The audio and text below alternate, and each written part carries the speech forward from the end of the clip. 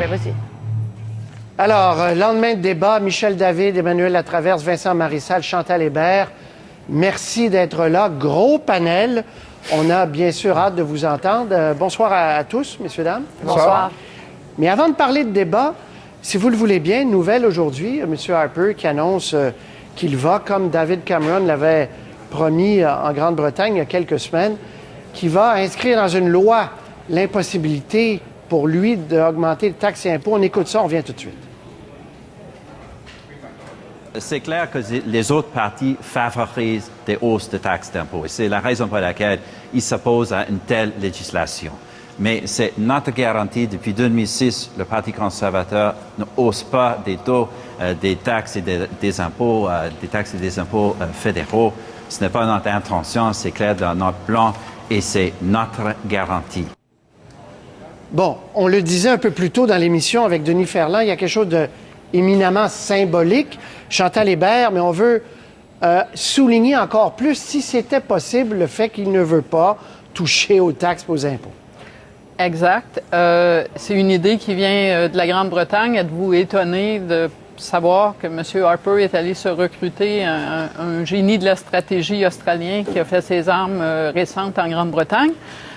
Mais d'autre part, moi, j'y vois un petit peu plus que ça. Vous savez, au cours de la semaine, on n'en a pas beaucoup parlé, mais les deux principaux partis d'opposition ont déclaré de façon catégorique qu'ils appuieraient jamais le discours du trône d'un gouvernement conservateur après le 19 octobre. En d'autres mots, le gouvernement de M. Harper, s'il est minoritaire, est menacé de ne pas durer très longtemps. Et moi, je crois que M. Harper se prépare à remplir ce discours du trône, si jamais il gagne et qu'il est minoritaire, avec des mesures qui vont lui permettre de dire, regardez ce à quoi les libéraux et les néo-démocrates disent non et regardez ce qu'il se prépare à faire. Avec un œil sur une autre élection, je ne veux pas vous décourager. Le lendemain de débat, c'est vrai que c'est un peu dur de penser à tout ça. Vincent Marissal, oui. C'est de la stratégie, mais ça peut marquer l'imaginaire oui. Quand même. Oui, mais on est dans le symbolique. Là. Je suis d'accord avec Chantal, ça pourrait faire office de pilule empoisonnée parce que je suis persuadé que si M. Harper est minoritaire, il n'aura pas l'intention de s'éterniser très, très, très longtemps puis essayer de trouver des alliances là, dans l'antichambre des communes avec les autres. Je pense qu'il va jouer le tout pour le tout très, très rapidement en se disant ça passe ou ça casse. Alors, la pilule empoisonnée, il y en a une qui est parfaite parce qu'évidemment, les partis d'opposition, si tant est que ce sont le NPD et les libéraux, voteront jamais pour un truc pareil. Puis, c'est un peu surréaliste en même temps parce qu'on a l'impression que M. Harper, s'il est élu, veut s'attacher les mains lui-même pour pas hausser les impôts. C'est-à-dire que M. Harper ne croit pas à ses propres promesses. Alors, on voit bien qu'on est dans le symbole ici. Et c'est un courant. Bon, on a parlé de la Grande-Bretagne, aux États-Unis, le Tea Party qui était pour ce genre de mesures, Michel, Emmanuel. Donc, c'est dire, même moi, je m'attache sur le mât du bateau, là. Je m'empêcherai d'agir, là, Michel.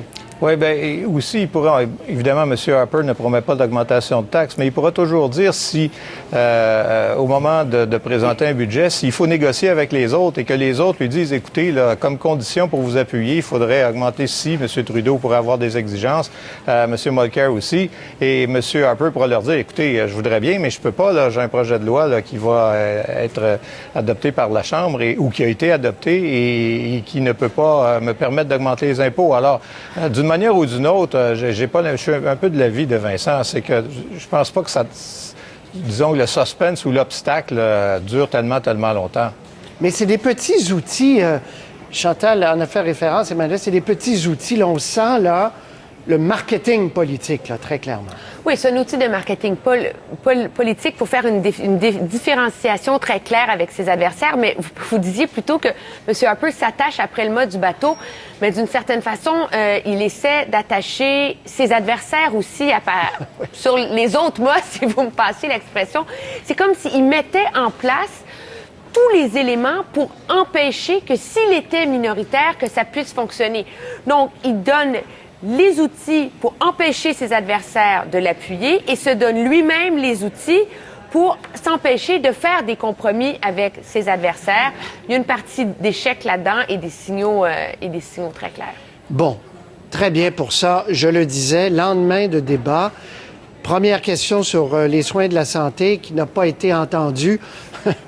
je fais de l'ironie évidemment, qui n'a pas été entendu par les chefs de parti. Ils ont parlé d'autres choses. Deuxième question sur le droit à mourir, qui n'a pas levé beaucoup non plus, quoi qu'on a eu quelques précisions. Et là, je vous fais écouter un extrait. C'était la troisième question du débat sur le fameux débat sur le niqab. On écoute un court extrait, puis on revient. Et moi, je m'engage. Le premier projet qui sera déposé par le Bloc québécois, ce sera très clair, interdire qu'il y ait vote à visage découvert, assermentation, recevoir ou donner des services publics à visage couvert. Monsieur, si un homme ne peut pas imposer sa volonté pour comment une femme s'habille, on ne devrait pas avoir un État qui impose comment une femme ne devrait pas s'habiller. Je ne vais jamais dire à ma jeune fille qu'une femme devrait se couvrir le visage parce qu'elle est une femme. Monsieur Harper, si vous voulez battre contre l'oppression, attaquez-vous à l'oppresseur, attaquez-vous pas à la femme, Monsieur Harper. Attaquez-vous à l'oppresseur si vous croyez qu'il y a oppression là-dedans. Ayez le courage de faire ça. Mais c'est pas en privant ces femmes de leur citoyenneté et de leurs droits que vous allez réussir à les aider. Bon, alors, le débat s'est enflammé. C'était une évidence, remarqué. D'un côté, M. Trudeau et Mulcair, de l'autre, M. Harper et M. Duceppe. Qu'avez-vous pensé de ce débat, Chantal? Moi, j'ai eu l'impression que le plan de match de Stephen Harper au débat, c'était que s'il y avait une seule chose que les électeurs qui le regardaient allait se rappeler, ce serait sa position sur le niqab. Il en a même reparlé à la fin dans son petit mot de clôture. Et je pense que les conservateurs, et on commence à le voir dans les sondages publics, voient dans leur relevé de sondage que pour une fois, ils ont trouvé un thème qui porte au Québec, ce qui a été rare pour eux. Et d'autre part, le premier effet, là, c'est pas nécessairement dans l'urne, c'est de faire que des gens qui pensaient à voter conservateur, mais qui étaient discrets, pour être polis, se sentent moins discrets et sortent un peu du garde-robe pour dire « Moi, je vote conservateur et voici pourquoi », parce que c'est un sujet qui porte ici. Vincent, il n'y a pas eu de révélation. Ils ont répété leur position, mais c'était un résumé assez clair de ce débat. Oui, et puis les conservateurs, M. Harper, il ne vient pas au Québec en conquérant. Leur projet, leur projet d'expansion au Québec, c'est 5, 6, 7 sièges. Il serait très, très, très content. M. Harper, il savait qu'avec le niqab, il pouvait titiller son électorat ou un électorat peut-être dormant, des cellules dormantes conservatrices qui se réveillent avec ça et qui n'iront pas voter Bloc québécois. Alors, en ce sens, le fait que M. Duceppe insiste beaucoup aussi là-dessus, j'ai l'impression qu'en quelque part, il a fait beaucoup de passes sur la palette de M. Harper qui en a profité. Moi, j'ai parlé avec des conservateurs aujourd'hui, des candidats. Ils étaient satisfaits comme des chats qui venaient de manger un canari. Je pense qu'ils savent que ça sent bon dans certains coins du Québec. Vous pouvez penser, par exemple, à la région de Québec et quelques autres ailleurs. M. Harper, il s'est tenu très loin volontairement de tous les aspects juridiques. Là. Il est allé sur le symbole. Il a même parlé de sa fille. Alors, il savait qu'il voulait passer ce message-là. Oui, dans son cas, là. Ben, ça fait 2 fois. Il nous a parlé de son fils aussi, là, quand il a vu la photo du petit Syrien, là, malheureusement, qui était décédé sur une plage de Grèce. Michel, pour Gilles Duceppe, c'était une des premières grandes tribunes là, où il pouvait s'adresser à pas mal de Québécois en même temps. Là-dessus, bien sûr, il a la même position que M. Harper, mais... Et c'est son problème. Il risque de faire le jeu de M. Harper. M. Mulcair, il se débattait comme un diable dans les bénites là, hier. Il se rend bien compte et on voit, il est revenu là-dessus à plusieurs reprises, qu'il sent le tapis lui glisser en dessous du pied. Il le répète tout le temps, écoutez, le vrai enjeu, là, c'est pas le niqab, c'est de battre Harper. Et moi, je suis le premier surpris de voir quand même que ce débat-là semble avoir fait disparaître toutes les raisons que les gens ont depuis des années de vouloir se débarrasser de Stephen Harper. Et maintenant, semble-t-il, le niqab, c'est épouvantable. Et quand M. Duceppe envoie à Mulcair, écoutez, là, vous êtes prêt à sacrifier les droits des femmes pour acheter des votes à Toronto, ça fait mal. Emmanuel, là-dessus, pour conclure. Bien, je vous dirais que ce qui était aussi remarquable et qu'il faut mentionner ici hier dans ce débat sur le niqab, c'est à quel point c'est un enjeu sur lequel avait beaucoup misé M. Trudeau la semaine dernière et à quel point il a été plus effacé dans ce débat-là. Moi, ce qui m'a frappé, c'est même à l'époque du débat sur la Charte des valeurs ici au Québec, quand il n'y avait pas nécessairement de vote direct en jeu pour lui, il était le premier à sauter dans la mêlée, à sortir la Charte, à se porter à la défense du droit des minorités religieuses de porter leurs signes religieux, etc. Et hier, on a vu un discours beaucoup plus ténu de lui là-dessus. Est-ce que c'est sa difficulté en français de sauter dans le débat au bon moment ou si c'était stratégique. Ça reste à voir, mais c'était aussi un des éléments du débat qui était quand même Ou de laisser M. intéressant. Molker passer pour le méchant. Oui, aussi. Exactement. Il y a eu des débats sur le Sénat, des débats aussi sur l'économie. On va faire une courte pause, puis on poursuit cette analyse dans 2 minutes.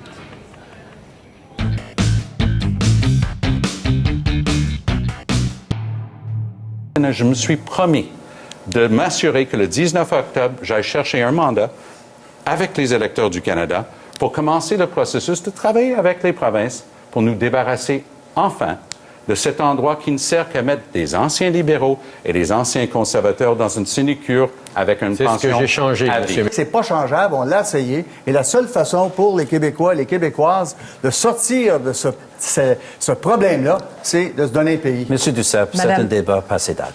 Madame May. On a la souveraineté passée date pour le Canada, c'est ça que vous me dites? C'est un débat, la C'est bon pour le Canada, mais c'est pas bon pour le Québec. C'est un débat passé date. Les gens se préoccupent. C'est très important pour le Canada que la souveraineté, mais c'est pas important. Ce débat dans lequel on sombre va pas créer des emplois, va pas répondre à vos priorités à la maison. On veut investir, on veut vous donner des baisses d'impôts. Les gens s'embourbent dans des discussions de constitution, de souveraineté, d'identité. À la place, on peut-tu parler de comment on va bâtir une économie plus forte? Alors, sur le débat sur le Sénat, c'était très simple, c'était 4 contre 1. M. Mulcair il continue à dire, c'est possible, je peux l'abolir en parlant aux provinces, bien que ça prend l'unanimité des provinces pour abolir le Sénat, donc ronde constitutionnelle, donc la question du Québec, donc la question des Autochtones également. Qu'avez-vous pensé de ce débat, messieurs, dames? Chantal? Que M. Mulcair semblait plus confortable dans ce débat-là que dans plusieurs autres questions, qu'il était presque convaincant si on oublie qu'il veut l'unanimité des provinces et que c'est pas quelque chose qui est offert. Il y a quand même, dans le discours du NPD, une absence. Pendant longtemps, Jack Layton et après ça, M. Mulcair parlait aussi du fait que le Québec reviendra à la table, mais et qu'on tenterait de s'occuper de l'ordre du jour qui n'a pas été complété. Je n'ai pas entendu ça hier. Non, parce que tous les autres ont fermé la porte. Vincent? Oui. Encore là, il y a 2 choses. Il y a la mécanique et puis il y a le symbole.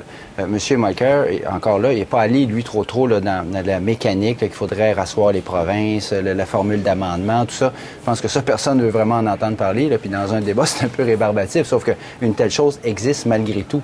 Hier, je pense qu'il s'en est plutôt tenu à cette chose inique qui est le Sénat, cette institution archaïque qui est remplie dégoûtante, qui est remplie oui.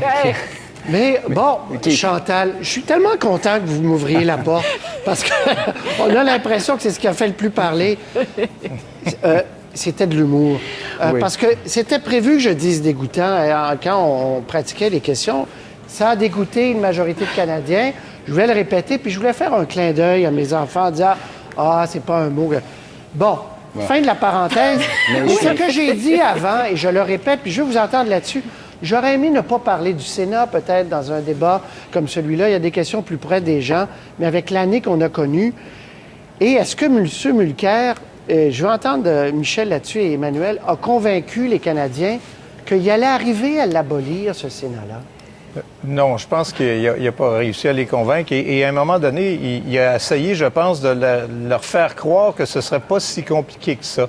Quand il a dit, écoutez, là, moi, j'étais dans un gouvernement où, en fait, il n'était pas dans un gouvernement, il était à l'Assemblée nationale, mais l'Assemblée nationale a réussi à s'entendre pour modifier les commissions scolaires, à faire passer des commissions confessionnelles à des commissions linguistiques. On a réussi à s'entendre avec Ottawa, mais là, c'est pas du tout la même chose. Ça prenait pas l'accord des autres provinces.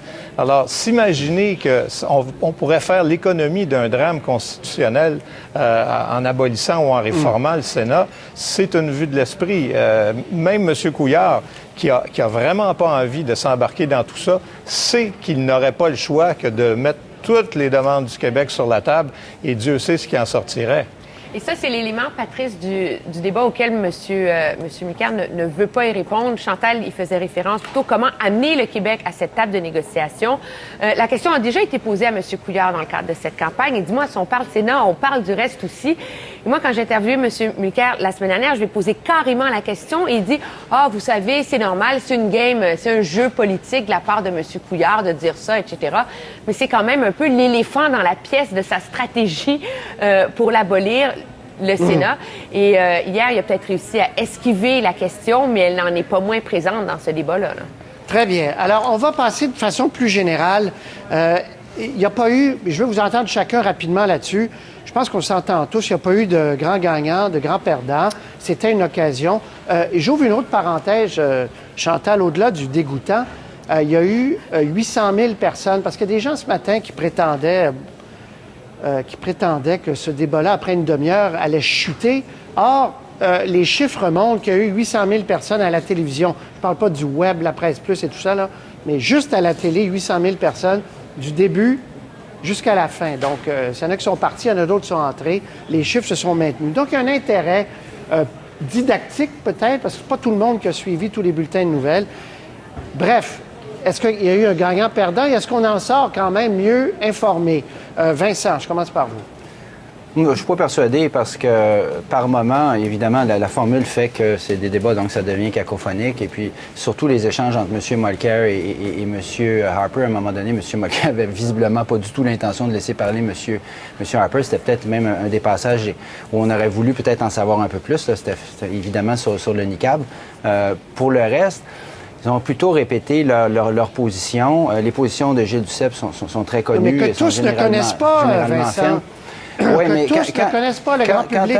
Lorsqu'un des chefs, là, je parle de M. Trudeau, passe la soirée, d'ailleurs, un petit peu coincé puis un peu effacé, à répéter « j'ai un plan », je ne suis pas sûr que c'est très, très convaincant pour les électeurs. Parce qu'un plan, tout le monde peut en avoir un. Il s'agit de savoir ce qu'il y a dedans. Et M. Trudeau, de toute évidence, n'arrivait pas avec, justement, une ligne précise pour convaincre les électeurs de ceci, cela, dans tel dossier. Chantal. Moi, je pense que les électeurs trouvent toujours quand même leur compte de voir les 5 chefs, dans ce cas-ci, en présence et de se faire une tête en les voyant de façon différente qu'à la période des questions ou en train de faire une annonce. Alors, à ce niveau-là, je suis pas convaincu que les positions des uns et des autres sur à peu près tous les sujets soient d'une importance capitale pour la majorité des électeurs. Quand vous allez voter, je pense pas que vous amenez le programme électoral de chaque parti. C'est vrai qu'il n'y a peut-être pas eu de gagnant évident. Moi, je pense, et j'attends de voir si les sondages vont me donner raison, et ça se peut que ce ne soit pas le cas, je pense que Stephen Harper a eu une bonne soirée. Michel? Oui, l'intérêt d'un débat comme celui-là, où on a abordé beaucoup de questions, c'est que ça permet, oui, d'informer le public un peu, mais surtout de voir quelle est la performance générale des chefs et de répondre à la question qui est la plus fondamentale, lequel ferait le meilleur premier ministre? Et dans cette optique-là, j'ai trouvé que M. Trudeau avait vraiment sous-performé. Quand on le regardait là, répondre à peu près la même chose là, avec son plan économique, peu importe la question, même l'aide médicale à mourir, on se dit ce gars-là n'est pas vraiment prêt. M. Harper a joué le premier ministre sécurisateur. Je trouve que si c'est pour ce qui est des objectifs atteints, c'est probablement lui qui a atteint les siens. M. Mulcair avait l'air d'un premier ministre. Il y a eu des problèmes avec le niqab, il y a eu des problèmes un peu aussi avec le référendum, mais il avait l'air premier ministrable, alors que M. Trudeau n'en avait pas l'air. M. Duceppe, on sait qu'il ne sera pas, alors il a fait une bonne performance, mais enfin, c'est de moindres conséquences. Emmanuel, en conclusion, est-ce qu'il y a des... Qu'est-ce qui vous a frappé, vous? Moi, ce qui m'a frappé, c'est, comment M. Duceppe a réussi à tirer son épingle du jeu dans ce débat-là en lançant le défi à ses adversaires de prendre position sur des enjeux, etc. Il a un peu réussi comme à renouveler une partie de son discours dans le cadre de cette campagne-là. Donc, oui, efficace. Et la performance de M. Trudeau aussi, vous savez, nous, c'est vrai que ça fait, j'ai calculé, ça fait 55 jours que ça dure, là, les lignes, on commence à les connaître, mais pour les 800 000 personnes qui écoutaient le débat, ces gens-là, c'était l'occasion pour eux de le voir, M. Trudeau, de l'entendre. Et il a été beaucoup moins efficace, beaucoup moins habile, convaincant qu'il ne l'avait été dans d'autres débats anglais. Très bien. Donc, en termes d'atteinte d'objectifs, lui, il est définitivement passé sous la barre à ce chapitre-là. Michel, Emmanuel, Vincent, Chantal, merci infiniment. On va se retrouver au fil de cette campagne qui n'est pas finie. Hein? Il reste 3 grosses semaines de campagne électorale. Merci beaucoup en ce vendredi soir. Bonne fin de semaine à vous quatre. Au revoir. Au revoir.